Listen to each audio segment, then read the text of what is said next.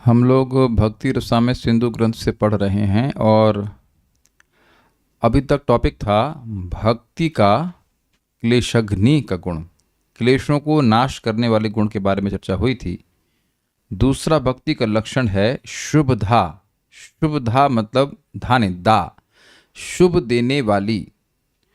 तो उस पर हम लोग अब चर्चा करेंगे। शुभदत्वम, भक्ति का शुभ कल्याण देने का गुण बोल रहे हैं। भक्ति का शुभदत्व। श्लोक इस प्रकार से है आपके सामने। शुभानि प्रीणनम सर्व जगतामनुरक्तता। बोलिए, शुभानि प्रीणनम सर्व जगतामनुरक्तता सद्गुणा सुखम इत्यादि अन्याख्यातानि मनीषिभिः। सद्गुणा सुखम इत्यादि अन्याख्यातानि मनीषिभिः। शुभानि प्रीणनम सर्व जगतामनुरक्तता। शुभानि प्रीणनम सर्व जगतामनुरक्तता सद्गुणा सुखम इत्यादि अन्याख्यातानि मनीषिभिः। बहुत अच्छा श्लोक है।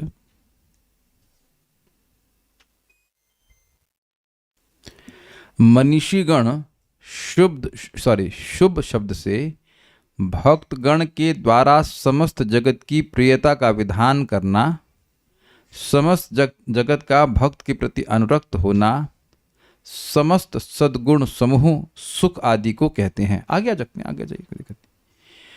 यानी कि जो भक्ति शुभ देने वाली है उसमें क्या क्या पॉइंट आ रहे हैं। एक कि भक्त सभी जगत की प्रियता का विधान करता है, अर्थात सभी का सुहृद होता है और सबके लिए मंगल का कार्य करता है। सभी लोग सुखी रहें ऐसा वो कार्य करते हैं। एक। दूसरा, क्योंकि वह सभी का सुहृद है, सभी के लिए अच्छा कार्य कर रहा है, इसलिए समस्त जगत का भक्त के प्रति अनुरक्त होना स्वाभाविक है। ये समझ में आ गया दोनों पॉइंट। जब आप किसी के लिए कल्याण के लिए कार्य करेंगे तो स्वाभाविक सी बात है वो व्यक्ति आपको पसंद करेगा। और तीसरा है समस्त सद्गुण समूह। जितने भी सद्गुण हैं वो भक्त में आ जाते हैं और सुख की प्राप्ति होती है। सब कुछ धारण कर पा रहे हैं। चार चीजें, सभी जगत के लोगों के लिए कल्याण का कार्य करना, सभी लोग उससे प्रेम करें, वह और बाकी सारे सब सद्गुण का वह उसमें होने चाहिए होंगे और सुख आदि का अनुभव करेगा। लेकिन एक प्रश्न आ सकता है, वैसे तो टीका में क्लियर होगा, कि जब यह बोल दिया गया कि एक भक्त के हृदय में सारे सद्गुण व्याप्त रहेंगे, तो ये दो गुण जो हैं, सभी लोगों की प्रियता करना और सभी का उससे प्रेम करना, ये भी तो सद्गुण में आ गया। तो इनको अलग से क्यों कह रहे हैं? तो देखिए, इसको आचार्य समझाएंगे, अभी पढ़ ही लेगा, कि ये जो गुण हैं ये विशेष हैं, इसलिए इनको अलग से रखा जा रहा है। जबकि ये भी सद्गुण ही है, लेकिन फिर भी ऐसे एक तो बहुत विशेष गुण है, दूसरा भक्त के अलावा किसी में पाए नहीं जा सकते। अब एक प्रश्न होगा कि भाई ये ऐसा कैसे हो सकता है? भगवान कृष्ण का या विष्णु का भक्त ही इन दो गुण विशेषों को क्यों धारण कर पाएगा? देखिए, जब तक किसी के हृदय में इंद्रिय तृप्ति की वासना है, वो सबका कल्याण नहीं कर सकता। If I want sense gratification, तो किसी न किसी को हम जरूर दुख करेंगे। लेकिन अब हम तो देखिए, हम लोग भी भक्त बन नहीं गए, भक्त के एस्पायरिंग डिवोटी हैं। लोग जो डिवोटी बन गए, मन की बात कर रहा हूं, उनके हृदय में कोई भी इच्छा नहीं होती है कि वह किसी से कोई भी इंद्रिय तृप्ति चाहे। जब भी कोई व्यक्ति किसी से इंद्रिय तृप्ति चाहेगा तो या तो वो दुख देगा या दुखी होगा, क्योंकि अगर किसी ने नहीं दी तो उससे दुखी हो जाएगा, है कि नहीं? तो उससे प्रेम तो नहीं करेगा ना। जगत में जितने भी झगड़े हैं वो भक्ति करने की वजह से नहीं हो रहे हैं, इंद्रिय तृप्ति की वजह से हो रहे हैं। जब हमारी आपस में इंद्रिय तृप्ति टकरा जाती है, इंटरेस्ट टकराते हैं, तो झगड़ा कर लेता है और अच्छा नहीं लगता ना इसने इनको इंद्रिय तृप्ति नहीं दी ऐसे। तो ये केवल और केवल भगवान के भक्तों में ऐसा हो सकता है, जो भक्त बन गए हैं, कि सभी का मंगल सोचें। तो देखिए, सभी का मंगल सोचने का मतलब क्या हुआ? राग और द्वेष गायब, द्वेष गायब, अविद्या से निवृत्ति हो गई। तो ऐसा इस प्रकार की भावना कि वो ऐसा कार्य करे से सभी लोग सुखी हों, वह केवल भक्तों में हो सकता है। इसलिए दो गुणों को विशेष रूप से कह रहे हैं। अब हम जरा श्लोक को देखते हैं, पहले अन्वय को देख लीजिए। मनीषी भी यानी मनीषी गणों के द्वारा शुभानि, शुभ शब्द से प्रीणनम, भक्त गण के द्वारा समस्त जगत की प्रियता का विधान करना। आप कहेंगे प्रीणनम में ये समस्त कहाँ से आ गया? देखिए श्लोक में क्या है, देखिए लिखिए, प्रीणनम सर्व जगताम अनुरक्तता। तो आप इसमें देहली दीपक न्याय लगाइए, तो सर्व जगताम को प्रीणनम से भी जोड़ सकते हैं और सर्व जगताम को अनुरक्तता से भी जोड़ सकते हैं। ये देहली दीपक न्याय क्या होता है? गांवों में किचन और रूम होता है, एडजेसेंट रूम होता है, वो के बीच में जो बॉर्डर होता है उस पर वह एक दीपक रख देते हैं, तो दोनों तरफ प्रकाश मिलता है। तो जो सर्व जगताम शब्द है वह प्रीणनम से भी आप जोड़ सकते हैं, अर्थात तो वह पूरे जगत से प्रेम करता है, सभी लोगों से प्रेम करता है, और सर्व जगताम को अनुरक्तता से भी जोड़ देंगे कि पूरे जगत के लोग उससे प्रेम करते हैं। अब आप कहेंगे कि भाई भक्ति भक्त कर रहा है तो अन्य लोगों को सुख कैसे मिल जाएगा? ये तो प्रकट देखा जा रहा है कि अब मंदिर में आरती पुजारी कर रहा है, भगवान की दर्शन पुजारी कर रहे हैं, तो क्या केवल पुजारी सुखी होता है? कितने लोग आकर के देखते हैं और सुखी होते हैं। भक्त लोग कथा कहते हैं, तो कथा तो भगवान की हो रही है, आपस में बातचीत हो रही है, और उसको सुनकर कितने ही भक्त लोग हर्षित हो रहे हैं, कितने अन्य लोग हर्षित हो रहे हैं। महाराज उदाहरण दे रहे थे कि वो लोग गाँव में जाते थे और वो आरती होती थी, सुबह आरती मंगल आरती करते थे, तो कुछ लोग उठ भी नहीं पाते थे, लेकिन मंगल आरती की आवाज़ सुनकर खुश हो जाते थे कि आप लोग अच्छा भजन कर रहे हैं, ऐसे करके। तो भगवान की भक्ति कर रहा है एक व्यक्ति, लेकिन उससे सुख अन्य लोगों को भी मिलता है, तो लोग खुश मानते हैं। प्रसाद भी भक्त लोग देते ही हैं, ये बात है। अच्छा, फिर उसके बाद कह रहे हैं, हाँ आगे पढ़ लेते हैं, तो ये समझ में आ गया ना, सर्व जगताम दोनों शब्दों से लगेगा। भक्तगण के द्वारा समस्त जगत की प्रियता का विधान करना है, जगत का कल्याण होता है। सर्व जगताम अनुरक्तता, समस्त जगत का भक्त के प्रति अनुरक्त होना। तो आप समझ रहे हैं कि जब कोई व्यक्ति सभी का कल्याण चाह रहा है तो वह भी तो उसको पसंद करेंगे।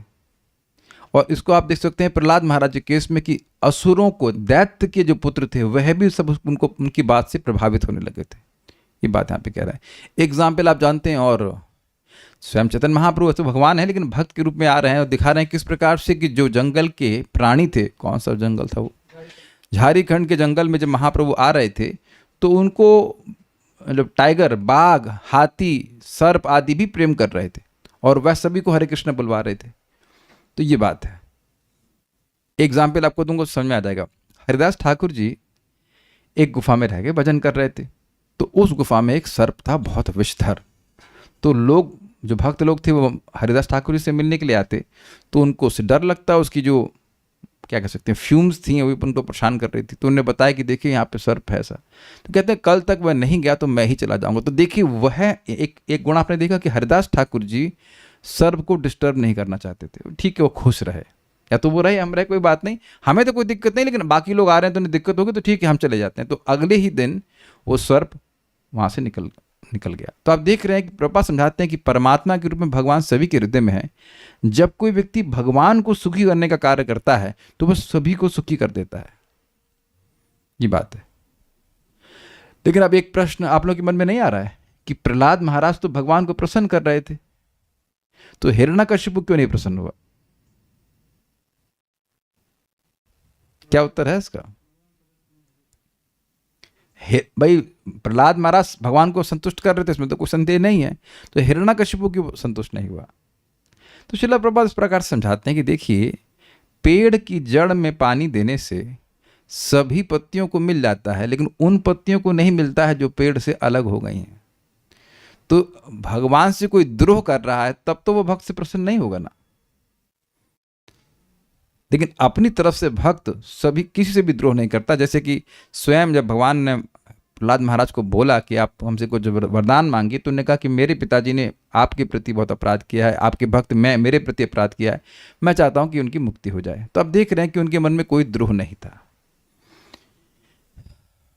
देखिए, इस जगत के लोग, कोई भी व्यक्ति समझ सकता है कि सामने वाला मुझसे द्रोह कर रहा है कि नहीं। We can all sense it, everyone can sense it, कि कोई हमसे प्रेम कर रहा है कि हमसे द्रोह कर रहा है। तो अगर कोई व्यक्ति प्रेम कर रहा है तो स्वाभाविक ही बात है कि वह व्यक्ति भी उससे प्रेम करने लग जाएगा। इतनी बात है, जनरली ऐसा ही होता है।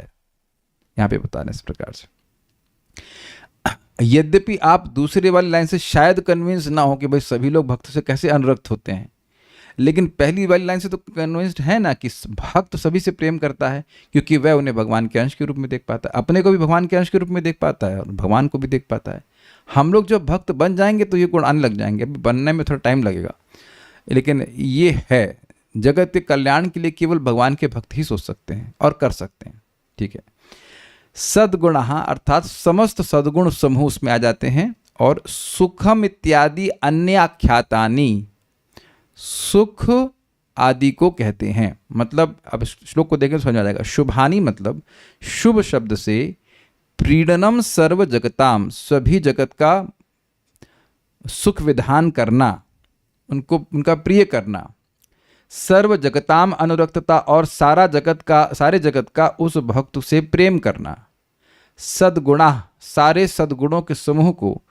और सुखम इत्यादि, और सुख इत्यादि को आख्यातानी कहा जाता है मनीषियों के द्वारा। क्या ये श्लोक सबको समझ में आ रहा है? अगर सामान्य हिंदी में कहूँ, जो बुद्धिमान हैं, जो मनीषी हैं, वह शुभ को 4 प्रकार से वर्णन करते हैं। पहला, सभी जगत के लोगों से प्रेम करना।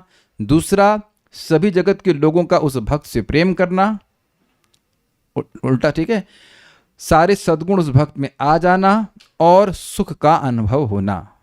सब लोग को समझ में आ रहा है या कोई कठिनाई? मेरे ख्याल से चैट तो ऑन है, इन केस कुछ कठिनाई हो तो पूछ लीजिएगा। Is this all understood? अगर भक्ति हृदय में आती है तो ये 4 चीजें होती है। कल्याण प्रभु बताइए, 4 में से कोई एक याद हुआ? हरे कृष्ण जी। पहला था कि सारे जीव से प्रेम करना। ओके। सेकंड था कि रेसिप्रोकेट करेंगे, तो ये भी आशा रहती है। पूरा समझाइए, रेसिप्रोकेट था ना इसमें लिखा हुआ है। सारे जीव उनसे ही प्रेम करेंगे, ये सेकंड पॉइंट है। इधर आए थे गाड़ी, अभी आप जाइए, बैठिए। हाँ। और सारे सद्गुणों का समूह उस भक्त में होगा और सुख आएगा। सबको याद हो पा रहा है? क्योंकि यही तो टॉपिक आगे पढ़ाए जाएंगे। फिर से रिपीट किया जाए। सभी जीवों से प्रेम करना, सारे जीव उससे प्रेम करते हैं, सारे सद्गुण उनमें आते हैं और सुख की अनुभूति होती है। अब ये ध्यान रखिए कि भक्ति की जिस स्टेज पर हम हैं, जितने लेवल की भक्ति है, उसके अनुसार गुण आएंगे। इसलिए अश्रद्धा नहीं करना चाहिए कि हमारे अंदर तो गुण आए नहीं, तो अभी आपकी भक्ति बढ़ी कितनी है। जिस लेवल की भक्ति होगी उस प्रकार का व्यक्ति को शुभ अनुभव होगा। मैं फिर से इसलिए रिपीट कर रहा हूं क्योंकि क्लेशाग्नि में भी बात आई थी कि अविद्या का नाश भक्ति करती है। तो क्लेशाग्नि जो है वो साधना भक्ति का भी गुण है और भाव भक्ति का भी है और प्रेम भक्ति का भी है। तो अब भक्ति के किस स्टेज पर हैं उस पर निर्भर करता है कि व्यक्ति कितना क्लेश उसके हटे हैं। भाव भक्ति के स्तर पर क्लेश पूरी तरह समाप्त हो जाएंगे। तो उसी प्रकार से आप जानते हो श्रद्धा, साधु संग इत्यादि इत्यादि। तो अब ये जो क्रम के विकास है, भक्ति के जिस स्टेज पर होंगे हम, उस स्टेज पे आपको ये देखेंगे कि गुण हमारे हृदय में आ गए। इसलिए परेशान नहीं होना चाहिए। यह तो आप नहीं कह सकते कि कोई भी गुण आप में नहीं आया। भाई सुबह उठने लग गए बहुत से भक्त लोग, डिसिप्लिन्ड हैं, मांस आदि अगर किसी को खाता रहा होगा तो छोड़ दिया, शराब नहीं पीते हैं, बहुत सारी चीज़ें जो कलयुग में एकदम नॉर्मल मानी जाती हैं। आप बाहर जाइए, किसी को बोलिए कि मांस खाना पाप है, कौन मानेगा? कौन मानेगा बताइए? किसी वोट लेके आइए कि कोई वो ऐसे इलेक्शन में खड़ा होकर कहे हम मांस खाना रुकवा देंगे, तो एक वोट नहीं मिलेगा उसको, शायद एक भी वोट ना मिले कलयुग में। नोबडी विल एक्सेप्ट ना।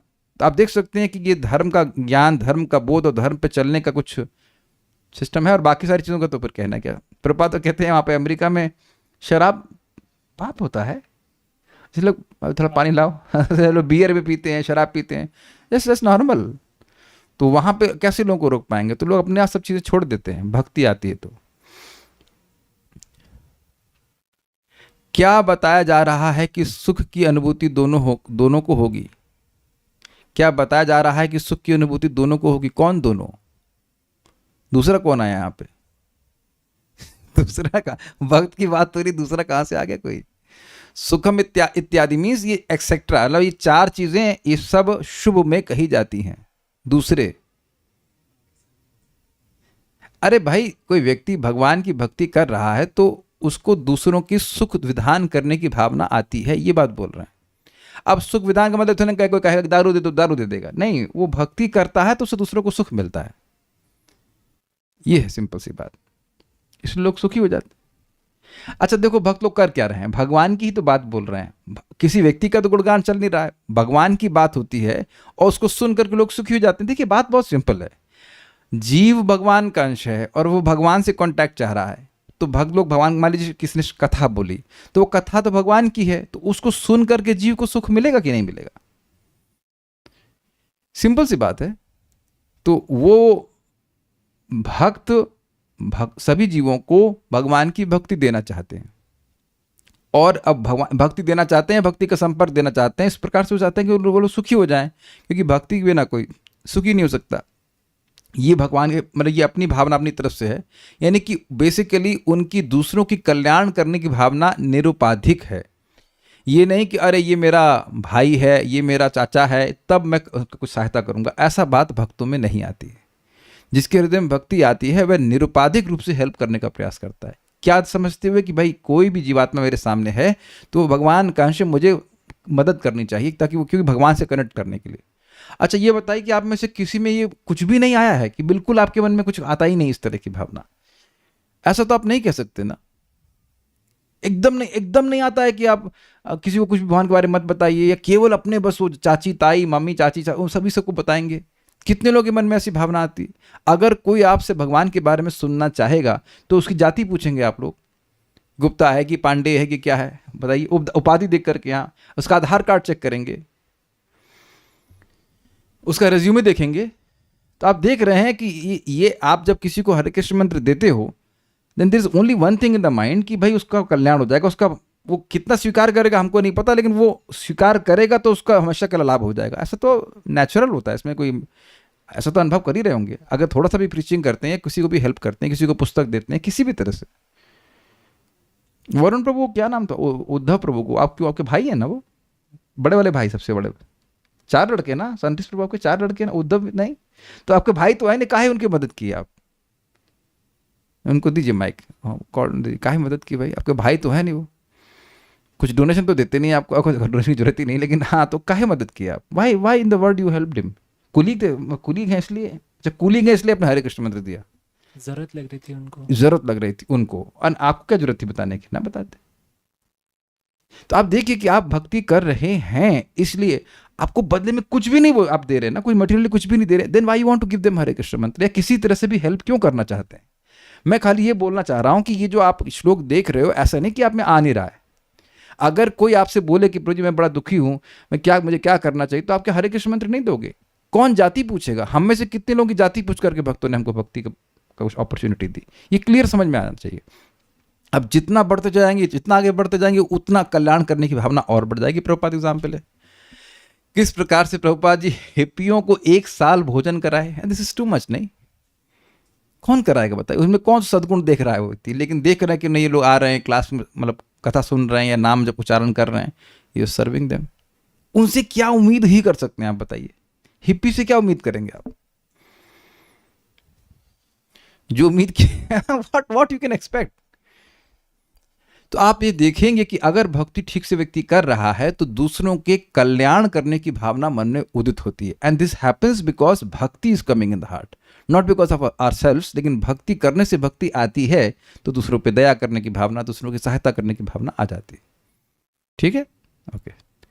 तो उम्मीद है कि 4 गुण आप लोगों को समझ में आ गए होंगे। हम देखते हैं टीका, दुर्गम संगमनी टीका। भक्त जगत के समस्त वस्तुओं के प्रति प्रीति करेगा, समस्त जगत भी उसमें अनुरक्त होंगे। ठीक है, ये दोनों सादगुण में अंतर्भुक्त होने पर भी पृथक रूप से कहने का कारण है कि ये दोनों गुण सर्वोत्तम है। कहने का मतलब है कि कोई ऑब्जेक्शन करे कि भाई ये भी 2 सद्गुण हैं, और आपने कहा कि शुभ का मतलब सद्गुण, तो सद्गुण के अंदर ये दोनों गुण आ ही गए, तो दोनों को अलग से क्यों लगते हो? अंतर्भुक्त मतलब इंक्लूडेड। ये दोनों सद्गुणों में इंक्लूडेड होने पर भी पृथक रूप से कहने का कारण है कि ये दोनों गुण सर्वोत्तम हैं। ये इतने अच्छे गुण हैं कि इनको अलग से कहा जा रहा है। समझ में आया बात? लाइन अंतर्भुक्त मतलब included. Although these 2 qualities are included in good qualities, but they are so exceptional that they have been mentioned separately. Easy? ठीक है। इसीलिए भगवान ने गीता में कहा है सुहृद सर्वभूतानाम मैत्र करुण एवचा इत्यादि बोला है ना गुण भगवान का। ऐसा भक्त मुझे बहुत प्रिय है जो सभी का सुहृद हो। देखिए एक इंटरेस्टिंग है कि सुहृद का मतलब जरूरी नहीं है कि आप अच्छा कर पाओ, लेकिन अच्छा करने की भावना मन में हो। मैंने ये नहीं कहा कि केवल अच्छा करने की भावना होनी चाहिए मैंने ये नहीं कहा अच्छा हो जाए, नहीं। जहां सामर्थ्य हो तो वहां करना चाहिए, लेकिन आप बहुत बार देखेंगे कि सामर्थ्य नहीं होता है, लेकिन मन में आपके भावना होनी चाहिए, आने लगती है कि हम काश इसकी सहायता कर पाते। ये बड़ा नियत का बड़ा अंतर पड़ जा रहा है। You may not be able to help but you want to help. जैसे कि आप जानते हैं कि वसुदेव दत्त जी ने भगवान चैतन्य महाप्रभु से प्रार्थना करी कि सारे जीवों का पाप मेरे पर दे दीजिए, मैं भोगूंगा नरक और सबको आप वैकुंठ ले जाइए। तो उनका क्या मतलब था उन लोगों से? मतलब इनसे क्या संबंध था? कोई संबंध नहीं था। लेकिन आप देख रहे हैं कि इस जगत का प्रेम, सभी जगत के लोगों से वह प्रेम करते हैं। आप ये बताइए कि आपके जिन लोगों का भी इनिशिएशन हुआ है, उनका भी होगा, आपके कर्मों को लेने का उनको क्या पड़ा था? What is the point that the spiritual master has to take your karma?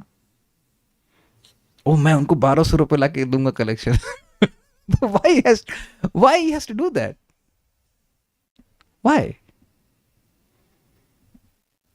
और एक और विचार भी कीजिए कि भक्त लोग जब भी जिसने भी हमारी सहायता करी है, तो आप देखेंगे कि we were on the receiving end, not giving end. जिस भक्त ने हमारी सहायता करी है, we were only on the receiving end, not giving end. क्या दे पाएंगे हमको? जो प्रभुपाद की पुस्तकें जिन भक्त ने दी, उसका मैं क्या कर पाया आज तक? मैं उनका कुछ भी नहीं कर पाया।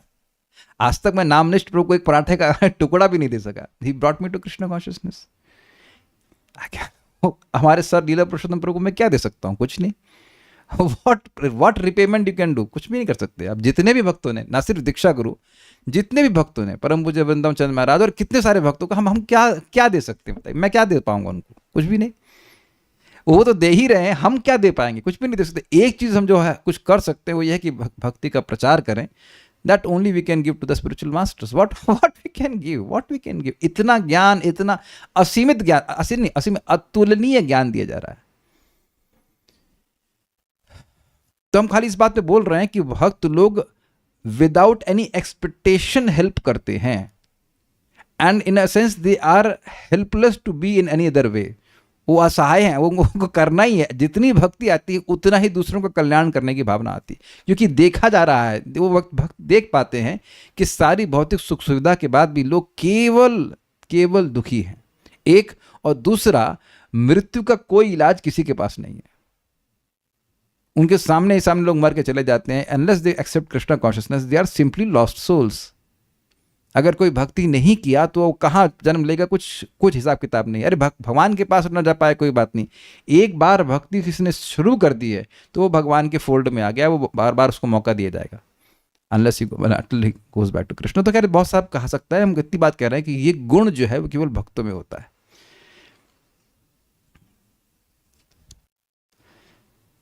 साथ ही ये दोनों यद्यपि सद्गुणों में अंतर्भुक्त हैं, मतलब इंक्लूडेड हैं, तथापि भक्त में ही ये संभव हैं, अन्यत्र ये सद्गुण देखने में नहीं आते। इसको समझिए।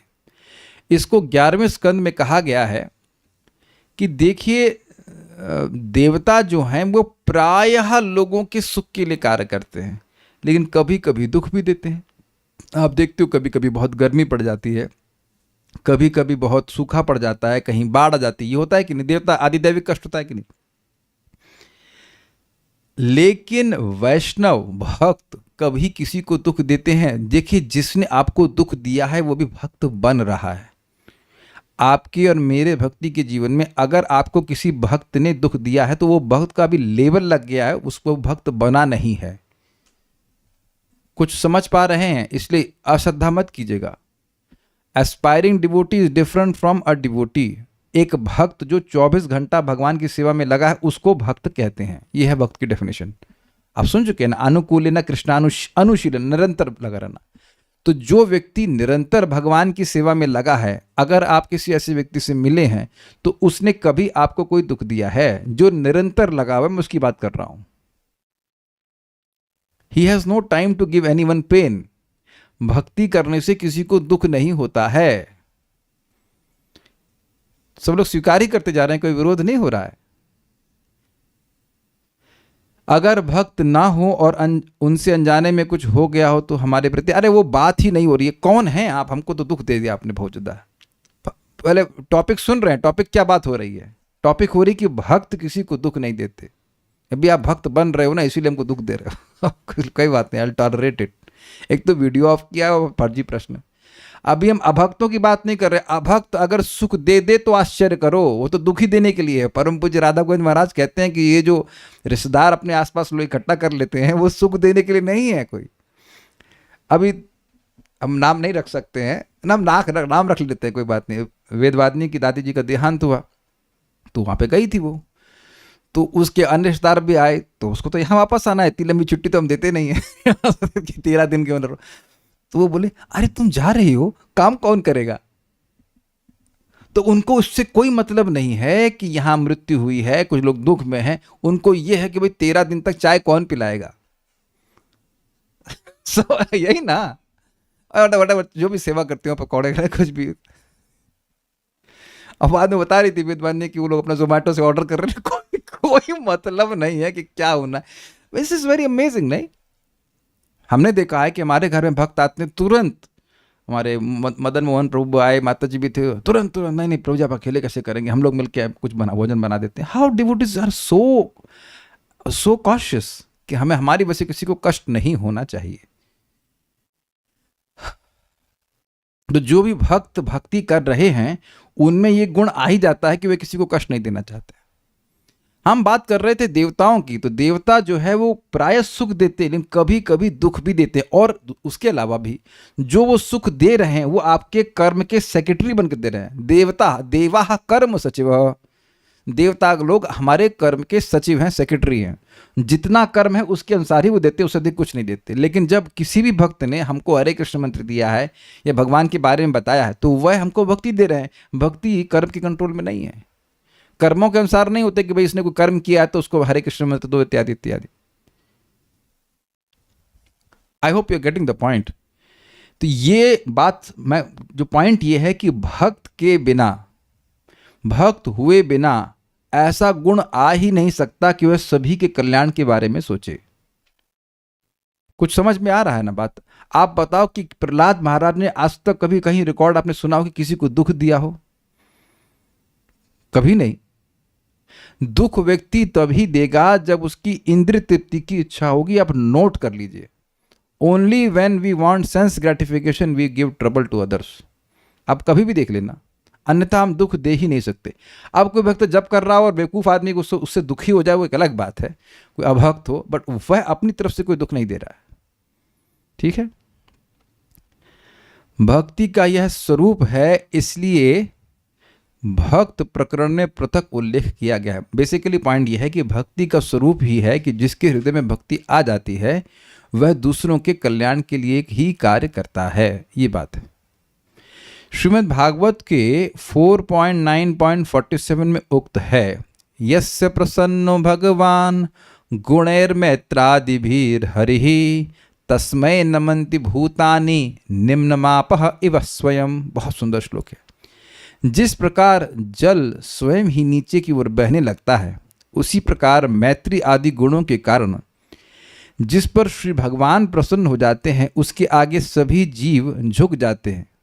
इसका क्या मतलब है? इस श्लोक कहाँ से लिया गया? देखिए, 4 स्कंद में ध्रुव महाराज की कथा है।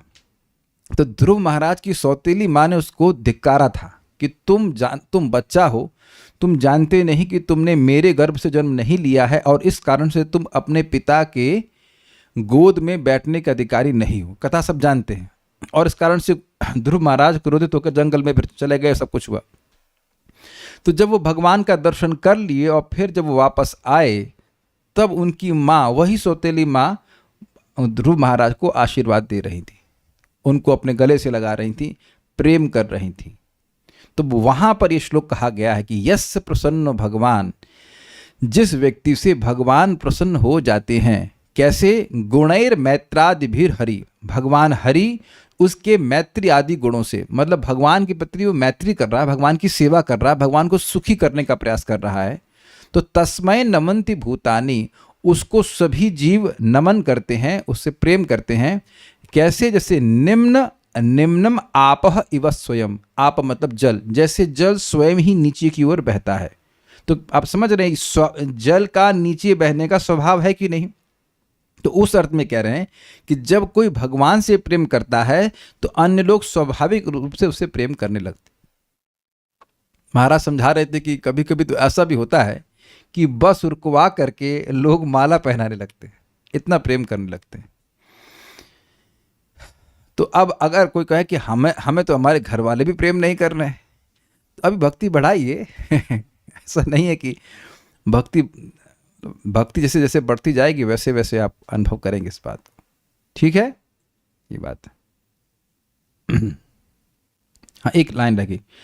आदि शब्द से सर्ववशीकारित्व, मंगलकारित्व इत्यादि आदि को जानना होगा। आदि शब्द कहाँ आ गया जरा देख लीजिएगा। सुखम इति आदि। आदि का मतलब इसमें और भी गुण हैं, ये चार तो आपने गुण सुन लिए। उसके आदि का मतलब हो गया सभी को अपने वश में कर लेना, सभी का मंगल करना, और भी जो कोई सद्गुण छूट गया वह भी आप उसको जोड़ लेना।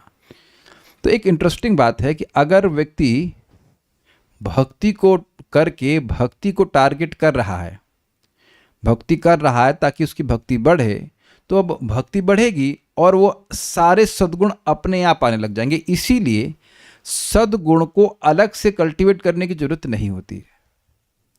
इसीलिए अभिधेय केवल भक्ति ही है। अभिधेय मतलब प्रोसेस।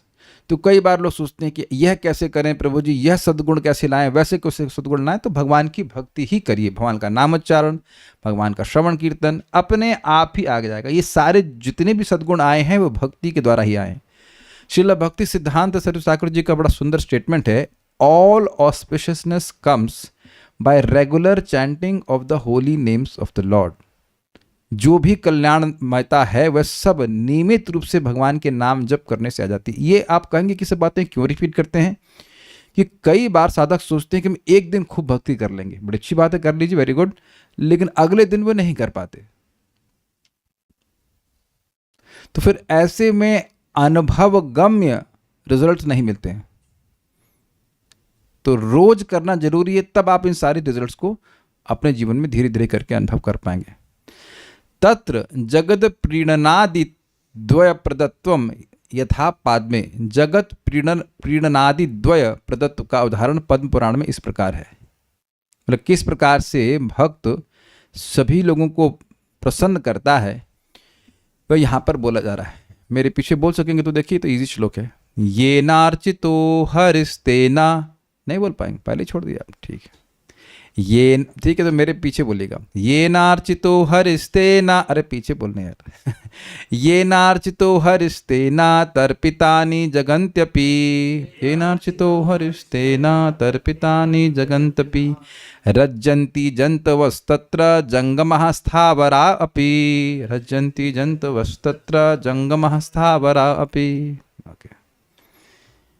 जिस व्यक्ति ने श्री हरि की अर्चना किया है या की है, उसने जगतवासी सबको सुखी कर लिया है और समस्त स्थावर जंगम प्राणी भी उसमें अनुरक्त होते हैं।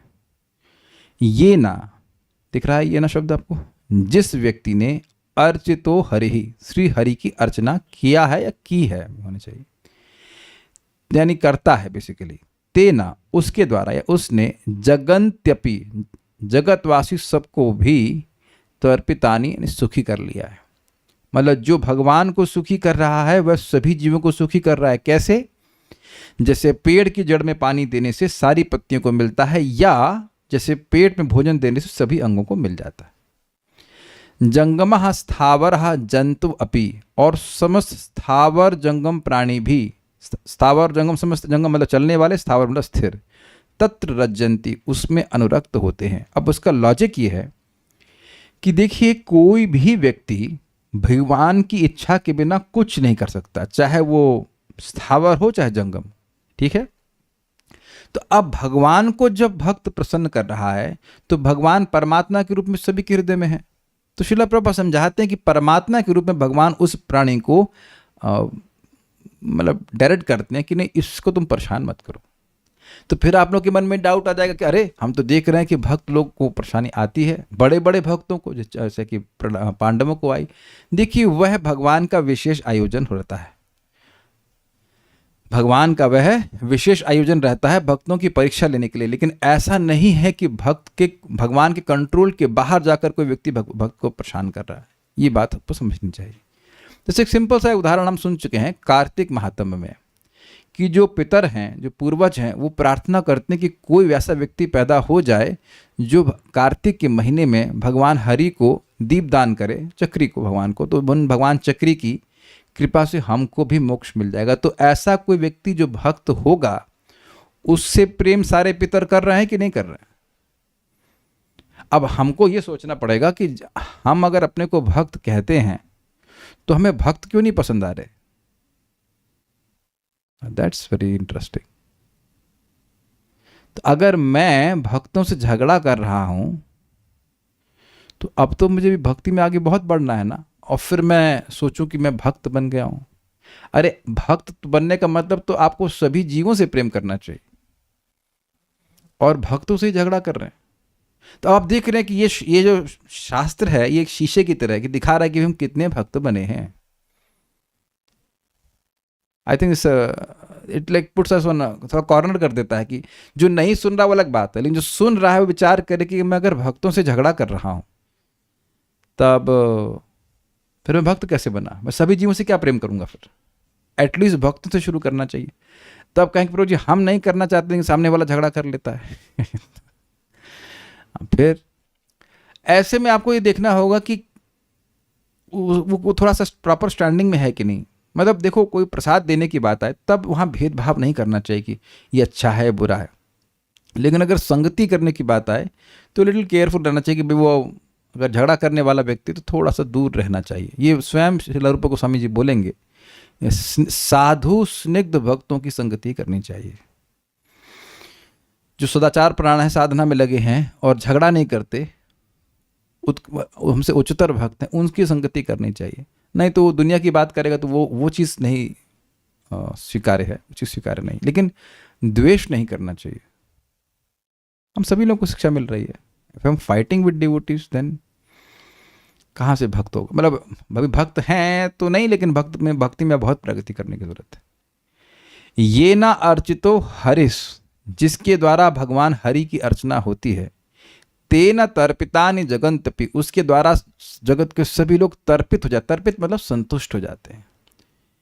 रज्जन्ति जंतवस् तत्र, उसमें सभी लोग, सभी जंतु रज्जन्ति अर्थात अनुरक्त हो जाते हैं, चाहे जंगम हो चाहे स्थावर हो। जंगम मतलब चलने वाले हों या स्थावर मतलब स्थिर प्राणी हो, सभी उससे प्रेम करते हैं। तो अब ये हो गया, ये श्लोक इस बात का प्रमाण हुआ। किस बात का प्रमाण हुआ था? जगत, देखिए शब्द यहाँ पता, जगत प्रीणन आदि द्वय। तो द्वय कहाँ से आया? द्वय मतलब दो। जगत के प्रीणन करने के दो प्रकार के जगत प्रीणन को बताया गया है। तो दो प्रकार का मतलब क्या? सभी लोग उससे प्रेम करेंगे और वह सभी से प्रेम करेगा। तो दोनों बातें इस श्लोक में आ गई। समझ में आया बात? दो जगह दो प्रकार का प्रेम है ना, वह सभी से प्रेम कर रहा है। तो लिखा है ना, तर्पितानि जगन्तपि, सभी को संतुष्ट करता है और सभी लोग उससे प्रेम करते हैं। तो ये लिखा हुआ है, सभी स्थावर और जंगम उसमें अनुरक्त होते हैं। ये क्लियर हो गया? तो ये प्रमाण है कि भगवान की भक्ति करने वाला सभी से प्रेम करता है और सभी लोग उससे प्रेम करते हैं। बहुत कठिन हो रहा है या समझ में आ रहा है? एक बार पढ़ लेंगे तो फिर कोई कठिनाई नहीं होगी। अब बाकी श्लोक, अब दूसरा यहाँ पे आ रहा है। 4 पॉइंट थे ना, 2 कवर कर लिए हमने। सबसे प्रेम करना, सब लोग उससे प्रेम करेंगे। अब आ रहा है सारे सद्गुण उसमें विद्यमान रहते हैं। सद्गुणादि प्रदत्वम यथा पंच में 5.18.12, भक्ति के सद्गुणादि प्रदत्व का उदाहरण भागवत के 5.18.12 में इस प्रकार है। मेरे पीछे बोलिए। यस्यास्ति भक्तिर्भगवत्य किंचना सर्वैर्गुणैस्तत्र समासते सुराः। यस्यास्ति भक्तिर्भगवती यकिंचना सर्वैर्गुणैस्तत्र समासते सुरा। हराव भक्तस्य कुतो महद्गुणा मनोरथेना सति धावतो बहिः। हरावभक्तस्य कुतो महद्गुणा मनोरथेना सति धावतो बहिः। जिस व्यक्ति की भगवान में अकिंचना भक्ति, अकिंचना मतलब उत्तमा भक्ति, निष्किंचन भक्ति, निर्गुण भक्ति, जो भी कह लीजिए, उसके हृदय में देवतागण समस्त सद्गुणों के साथ सदा निवास करते हैं। किंतु जो भगवान का भक्त नहीं है उसमें महापुरुषों के वे गुण भला कहाँ से आ सकते हैं? मतलब नहीं आ सकते। वह तो तरह तरह के संकल्प करके निरंतर तुच्छ बाहरी विषयों की ओर ही दौड़ता रहता है। देखिए, इससे एक बात तो समझ लेना चाहिए कि अभी अगर हमारा चित्त इस प्रकार से बाहरी विषयों की ओर दौड़ रहा है तो अभी हमको बहुत प्रगति करने की जरूरत है। यस्यास्ति भक्तिर भगवती अकिंचना। यस मतलब जिसकी, अस्ति मतलब है, भक्ति किसमें? भगवती और अकिंचना। जिस व्यक्ति की भगवान में अकिंचना भक्ति है, अकिंचना मतलब वह कुछ और नहीं चाहता है, तत्र उसके हृदय में सुराह यानी देवतागण, सुरा शब्द यहाँ पे बहुवचन में, सारे देवतागण, सर्वैर गुणै समस्त सद्गुणों के साथ समासते सदा निवास करते हैं। यानी कि देवता अपने सारे सद्गुणों के संग उस भक्त के हृदय में निवास करते हैं। हराव अभक्तस्य, किंतु जो भगवान हरि का भक्त नहीं है, हराव अभक्तस्य कुतो महत् गुणा, उसमें महापुरुषों की वे गुण भला कहाँ से आ सकते हैं? एक और भी इसका अनुवाद किया गया कि उसमें कितने भी महान गुण हों, लेकिन वो गुण हैं कहाँ? वो गुण तभी तक हैं, क्यों नहीं है? क्योंकि मनोरथेना सति बहि धावतो, वह तरह तरह के संकल्प करके निरंतर तुच्छ बहि अर्थात बाहरी विषयों की ओर धावतो यानी दौड़ता रहता है। आहार, निद्रा, भय, मैथुन और उसके वेरियस ऑप्शंस उसी में संलग्न रहता है। आपको लग रहा है कि आज कोई अभक्त भक्तों से भी अच्छा आचरण कर रहा है, लेकिन उसके मन में केवल और केवल इंद्रिय तृप्ति है। वो अच्छा इसीलिए है क्योंकि आप उसको आज इंद्रिय तृप्ति दे रहे हो। जैसे इंद्रिय तृप्ति खत्म होगी तो तुरंत गला भी काट देगा, कोई भरोसा नहीं इसमें। ये इंडिविजुअल लेवल पे देखा जाता है, पारिवारिक लेवल पे देखा जाता है, अंतरराष्ट्रीय और अंतरराष्ट्रीय लेवल पे भी देखा जाता है कि आज दोस्त हैं कल दुश्मन बन जाएंगे, इत्यादि इत्यादि। आप प्रैक्टिकल देखो, जिस अमेरिका ने बॉम्ब मारे थे जापान को, वही उसको शेल्टर देने वाला हो गया।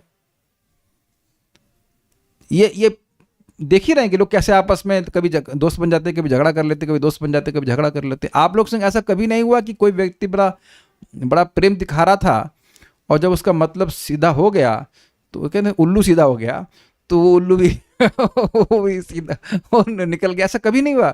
कोई ऐसा व्यक्ति है यहाँ पे जिससे ऐसा कभी नहीं हुआ हो कि भाई आपसे मतलब कोई रख रहा था, बड़ा मीठा मीठा बोल रहा था, और जैसा आपका काम निकल गया, उसका आपसे काम निकल गया, वो भी निकल गया, काम खत्म, फिनिश।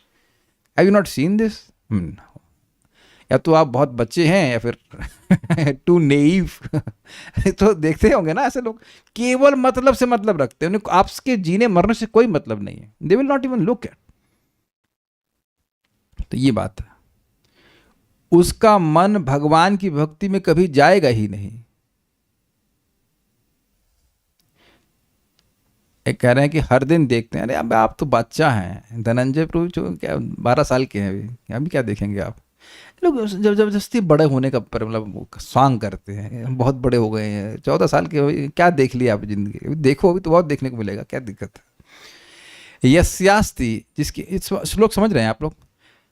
यस्यास्ति भक्तिर भगवती अकिंचना, जिसकी भगवान में अकिंचना भक्ति होती है, सर्वैर गुणस्तत्व समासते सुरा, उनमें सभी सारे देवता अपने समस्त सद्गुणों के संग हमेशा निवास करते हैं। हराव भक्त कुतो महत् गुणा, जो भगवान का भक्त नहीं है उसमें ये सब महान गुण कैसे आ सकते हैं? क्यों? मनोरथेना, मन के रथ के द्वारा, असति धावतो बहि, वह निरंतर असत वस्तुओं की तरफ भागता है। मतलब मन में उसके केवल भोग का विचार है।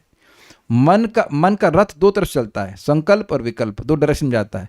ये अच्छा है, ये खाना है इसलिए अच्छा है, और ना ये अच्छा नहीं है, अच्छा नहीं है, ये अच्छा है, ये अच्छा नहीं है। जैसे एग्जाम्पल आप समझ लीजिए, माता देवकी को कंस उनकी शादी के समय रथ पे बिठा करके उनके पति के संग लेके जा रहा, ड्राइवर बनने के लिए तैयार है, बड़ा प्रेम है, बड़ा हमारी बहन, हमारी बहन जी। और जैसे ही सुना कि इसका 8वां गर्भ उसको मार देगा, तुमको मार देगा, तुरंत शत्रु बन गया।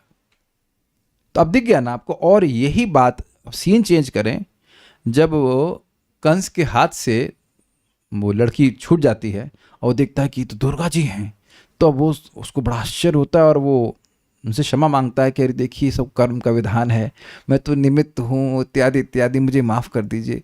तो वो माफ़ भी कर देते। कौन माँ अपने 6 बच्चों के हत्यारों को तुरंत माफ़ कर सकती है? कर सकती है कोई, लेकिन देवकी ने माफ़ कर दिया। या अब उधर ले लीजिए, द्रौपदी को देखिए। द्रौपदी के 5 बच्चे थे ना, 5 पांडवों से 5 संतान थी, उनको सोते में गला काट दिए थे, क्या नाम है, अश्वत्थामा ने।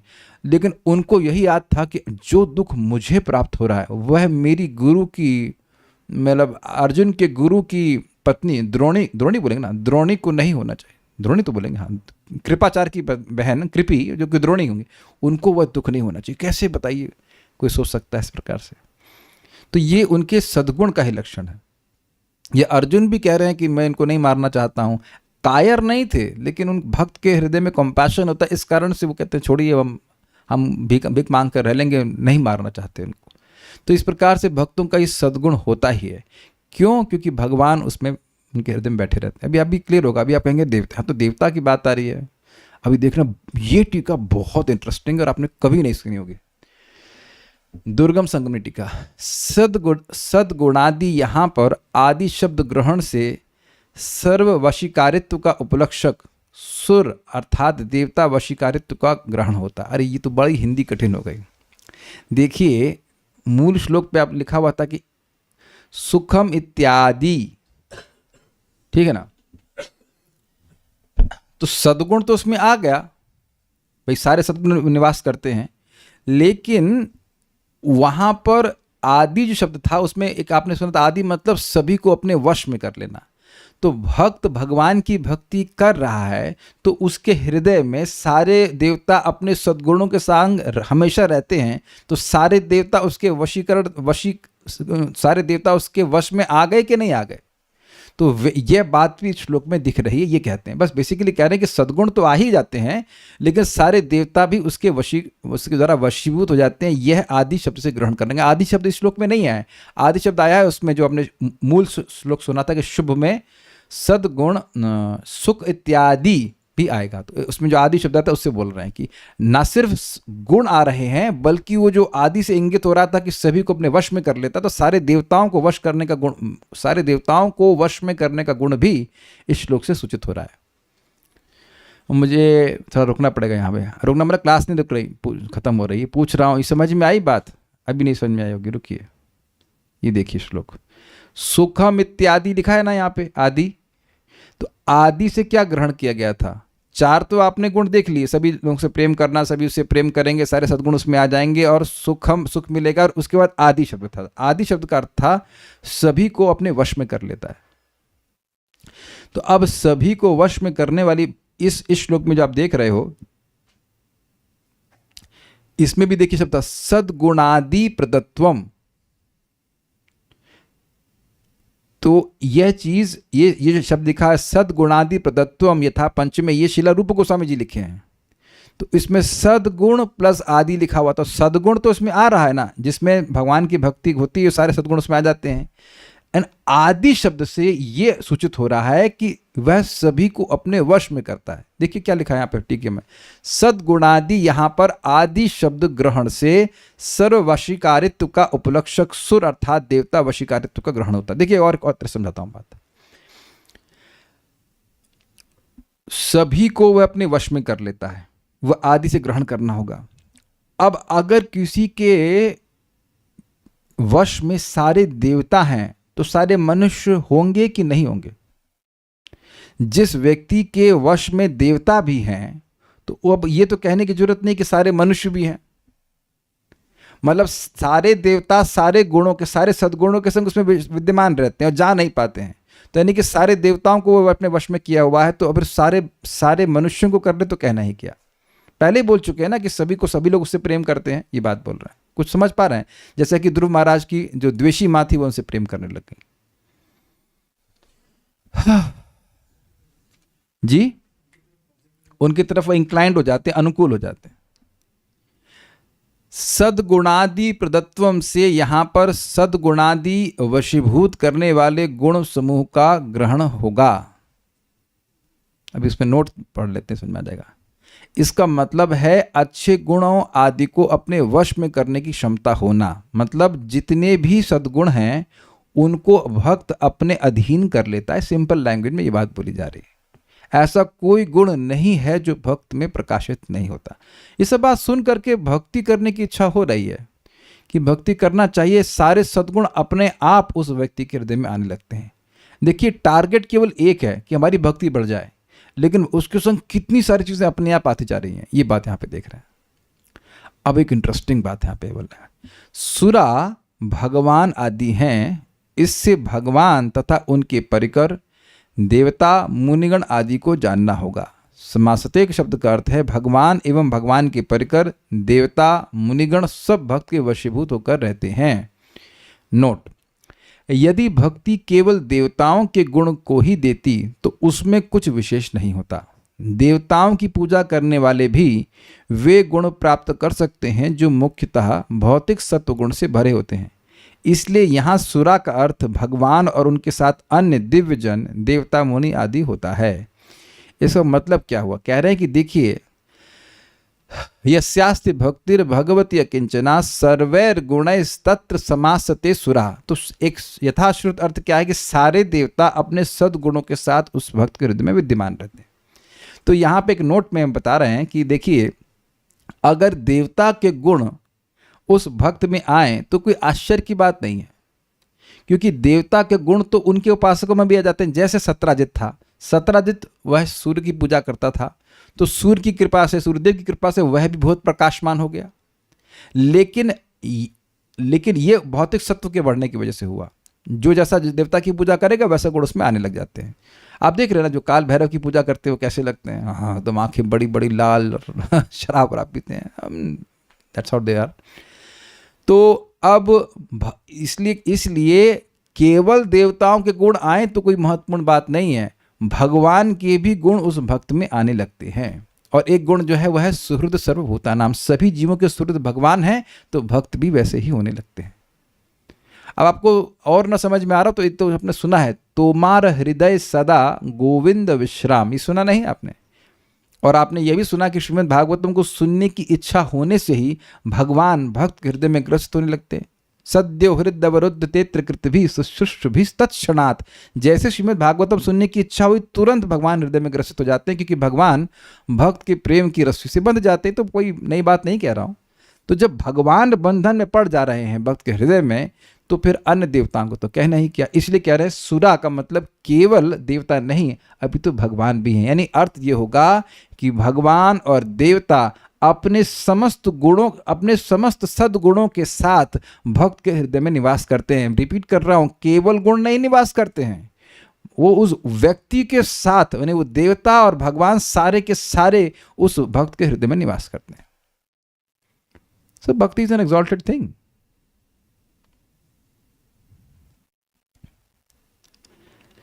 भक्ति सार प्रदर्शनी, इंद्रियों में रहने वाले गुणों के साथ न कि दोषों के साथ सुरा अर्थात इंद्रियों के अधिष्ठात्री देवतागण भक्त में वशीभूत होकर रहते हैं। कहने का मतलब है कि इंद्रियों की जो वृत्ति है भोगों में जाने की, वो भी तो देवता कंट्रोल कर रहे हैं।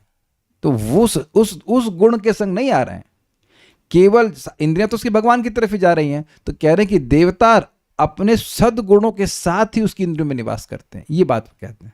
ठीक है। मनोरथ से असत विषयों में दौड़ने वाले अभक्त का महत् गुण अर्थात उसकी इंद्रियों का निर्दोष गुण कहां से होगा? मनोरथ से असत विषयों में दौड़ने वाले अभक्त का महत् गुण अर्थात उसकी इंद्रियों का निर्दोष गुण कहां से होगा? कह रहे हैं कि हराव अभक्तस्य कुतो महत् गुणा मनोरथेना सति धावतो भई। कह रहे हैं कि जो व्यक्ति अभक्त है, भगवान का भक्त नहीं है, तो जब अब भगवान का भक्त नहीं है तो क्या उसकी इंद्रियां भगवान की तरफ जाएंगी? कभी नहीं जाएंगी। तो उसकी इंद्रियां तो हमेशा भौतिक विश्व में ही जाएंगी। तो जब तुम्हारी इंद्रियां हमेशा भौतिक विश्व में ही जाएंगी तो तुम्हारी इंद्रियों में महान गुण कैसे उत्पन्न हो सकता है? देखिए, जब इंद्रियों का संपर्क भगवान से होता है तो इंद्रियां पवित्र होती हैं, इंद्रियों की जो कैपेसिटी वो बढ़ती है। भोग में ही इंद्रिय जाएंगी तो उनमें वो गुण कैसे उत्पन्न होगा, ये बात बोल रहे हैं। तो जो भगवान का भक्त नहीं है उसमें कोई सद्गुण उत्पन्न हो ही नहीं सकता है, ये बात यहाँ पे कह रहे हैं। ये बात इंपॉर्टेंट है क्योंकि रिवोल्यूशनरी सी बात है कि कभी कभी लगता है कि अभक्त तो बड़े सद्गुण वाले हैं, बड़े बुद्धि है, ये है, लेकिन उनकी स्थिति क्या है थोड़ा समझ लीजिए। प्रभुपाद समझाते हैं कि चील है भाई, चील उड़ती बहुत ऊंचा है तो सद्गुण है कि नहीं, लेकिन उसकी दृष्टि कहाँ रहती है कि नीचे ही दृष्टि रहती है कि मांस का टुकड़ा कहाँ पे पड़ा हुआ है ना। ये जितने बड़े बड़े साइंटिस्ट हैं वो भले ही बहुत ऊंचा उड़ें, बड़ी बड़ी बातें करें, लेकिन वो भगवान से विमुख हैं तो उनकी दृष्टि हमेशा इंद्रिय तृप्ति पे ही रहेगी, ये बात है। तो क्या महत्व गुण आया? तो हमने आज सुना कि भक्ति शुभदा है, और शुभदा में 4 गुण आपने सुने। सभी से प्रेम करना, सभी को सुख देने की भावना, और सभी उससे भक्त से प्रेम करते हैं, और सारे सद्गुण उसमें विद्यमान रहते हैं। और सुख के बारे में आज नहीं सुना है, सुख के बारे में हम लोग भगवान ने चाहा तो कल सुनेंगे। सो विल स्टॉप हियर। कोई बातें समझ में आ रहे हो, कुछ पूछना चाहते हैं, बोलिए। हरे कृष्ण प्रभु जी। प्रभु जैसे आपने बोले क्लेशग्नि और शुभदा, ये भाव भक्ति तक के लक्षण है। साधना नहीं, प्रेम भक्ति में भी क्लेशग्नि होता है। हाँ, प्रेम भक्ति में तक। तो फिर जैसे अभी क्लेशग्नि और शुभदा का कुछ फैक्टर्स हमारे जीवन में आ रहे हैं। यस। तो क्या हम उससे और आकांक्षा कर सकते हैं कि बस जितना पाप करें उतने संतुष्ट में रह बने? आपका प्रश्न क्या है? प्रश्न ये है कि मतलब जितना आ रहे, मतलब तो आकांक्षा और करे कि ये भी आ जाता है, ये एक भी बात आ जाता है। समझिए, आपका प्रश्न क्या है कि भक्ति करके मेरे क्लेश नष्ट हो जाए, ये एस्पिरेशन करनी चाहिए। देखिए, एक सिंपल सी बात है, साधना भक्ति मतलब मेरी भक्ति बढ़ जाए, वो सारी चीज़ें बाकी अपने आप आती हैं। मेरे क्लेश नष्ट हो जाएं तो ये साधना भक्ति नहीं है। मुझ में शुभ गुण आ जाएं तो यह भी साधना भक्ति नहीं है। साधना भक्ति मतलब जिसका लक्ष्य भाव भक्ति होता है। आप देख रहे हैं कि I am not angry on this point because it takes some time to understand what we are talking about. भक्ति करके उद्देश्य ये होना चाहिए कि मेरी भक्ति बढ़ जाए। भक्ति बढ़ेगी तो वो सब चीज़ें अपने आप आएंगी। जो चीज़ें अपने आप आ रही हैं उनके लिए कौन प्रयास करता है? कुछ समझ रहे हैं बात? जैसे आप भोजन करते हैं तो केवल भूख मिटाने के लिए भोजन करते हैं। हम भी तो कुछ प्रश्न कर रहे हैं, उत्तर दीजिए। यहाँ कितने लोग ऐसे हैं जो केवल भूख मिटाने के लिए भोजन करते हैं? और सभी लोग मतलब केवल जो है लोग बस जब जो भूख लगती तब कुछ खा लेते ना। तो आप देख रहे हैं कि आपका एक प्राइमरी फैक्टर है कुछ टेस्ट मिलना चाहिए। भूख तो है लेकिन मेन है कुछ टेस्ट। कितने लोग बस अब केवल आज तो एकादशी, कल बस अब दाल उबाल लेंगे, उसमें से नमक डाल लेंगे, ऐसे हल्दी भी कुछ नहीं, हल्का सा नमक भी नहीं, क्या जरूरत है नमक की, और बस पानी चावल से मिला के खा लेंगे। कितने लोग तो आप देख रहे हैं कि भक्ति व्यक्ति को करनी चाहिए भक्ति प्राप्त करने के लिए, उससे सबसे जल्दी रिजल्ट मिलते हैं। और बाकी जितने भी चीज़ें हो अपने आप आएंगी। भक्ति करेंगे तो भक्ति बढ़ जाएगी, कुछ और चाहेंगे तो भक्ति देर से बढ़ेगी। अब नहीं कहूँगा नहीं भक्ति नहीं बढ़ेगी, लेकिन भक्ति देर से बढ़ेगी। तो भक्ति करिए तो भक्ति प्राप्त होगी, बात है। और भक्ति आएगी तो अपने आप आ जाएगा। हरे कृष्णा प्रभु जी, एक गुण सुहृदय वाला जो आप बता रहे थे, तो कभी कभी ऐसा होता है कि भगवान की ऐसी कृपा होती है कि कोई मदद किसी को करना चाहते हैं, देखे भी और भगवान मदद करा लेते हैं। और कभी कभी ऐसा होता है कि चाहते हैं कि करें, लेकिन कुछ ऐसा प्रवृत्ति या जो भी भूल जाते हैं या नहीं करा पाते हैं, बाद में कचोटता है कि नहीं कर पाए। हाँ, तो अच्छी बात है। अगर भाई ऐसा कितने लोग सोचते हैं, लोग सहायता ही नहीं करना चाहते हैं और आपको अगर कचोट रहा है तो बड़ी अच्छी बात है ना। ये हृदय की सॉफ्टनेस है कि हम सहायता नहीं कर पाए। आप अपने चित्त को देखिए कि जब हम किसी की सहायता करने की भावना रखते हैं, मन में कितना you feel heart is expanding. तो ये कहीं ऐसा तो नहीं कि कुछ अपने कमियों की वजह से ऐसा हो रहा है कि उसका नहीं ख्याल कर पा रहे हैं? भक्ति आप देखिए, आप और मैं भगवान थोड़ा ना है। हम लोग ऐसा तो नहीं कि हम सबकी सहायता सब कुछ कर ही लेंगे, लेकिन हमारे मन में भावना हो कि हम काश सहायता कर सकते तो इससे हमारा बहुत कल्याण होगा। देखिए, आपको याद होना चाहिए कि उसमें था ददाह शब्द आया था 3 स्कंद में कि पांडवों को धृतराष्ट्र ने जला दिया। तो अब प्रश्न होगा पांडव तो जले नहीं, तो ददाह शब्द क्यों आया? तो वहाँ बताते हैं, भक्त लोग बताए हैं, आचार्यगण समझा रहे हैं कि यद्यपि वो जले नहीं, लेकिन जलाने का पाप धृतराष्ट्र को लग गया कि उसने प्रयास तो किया। तो अब आप कभी उसको पॉजिटिव सेंस में लीजिए, हम सहायता कर नहीं पाए, लेकिन आप सोच लीजिए कि हाँ भाई उस व्यक्ति की हमने सहायता करी, उस भक्त की हमने सहायता करी, तो उसका पुण्य तो आपके अकाउंट में चला जाएगा ना। ये तो कलयुग में आपने सुना है ना, कलयुग का फायदा ये है कि नेगेटिव सोचने से कुछ पाप नहीं लगेगा, लेकिन अगर आप कल्याण में सोचें, अगर मतलब कि कलयुग में सोचता नहीं है, लेकिन अगर सोचें कि अरे वो उसका ऐसा अच्छा हो जाए, वो मान लो स्वस्थ हो जाए या भक्ति अच्छे से करे, तो उसका लाभ आपके अकाउंट में चढ़ जाएगा। हर बार हम लोग भगवान थे ना कि हर बार हर किसी की सहायता हम कर ही पाएंगे, लेकिन सोचे तो सही कम से कम, क्योंकि देखिए सोचने से भगवान बहुत प्रसन्न होते हैं, सोच का बड़ा प्रभाव है कि नहीं। So like that. कुछ यहाँ और पूछ रहे हैं क्या?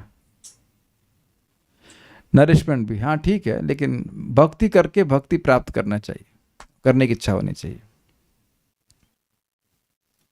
मैं ऐसे देखता हूं कि ये मेरा कोई दुर्गुण मैं दिखने लगता है भक्ति करके, तो लगता है कि भाई ये इस स्टेज पे जाएगा नहीं। मान लीजिए आप विषय संग्राम फंसे हुए हैं, तो सब अच्छा मैं तो सोच रहा था मैं निष्ठा पे ना निष्ठा पे नहीं हुई, अभी तो मैं उस पे हूँ, क्या नाम से, अनर्थ निवृत्ति पे चल रहा हूँ। ठीक है समझ आ गया मुझे, भजन क्रिया चल रही, तो अभी नहीं, अभी मैं एक्सपेक्ट नहीं कर सकता। I will expect some day when I will come to निष्ठा, आई विल बी निष्ठा। Certain things don't disturb me, certain things disturb me, है कि नहीं?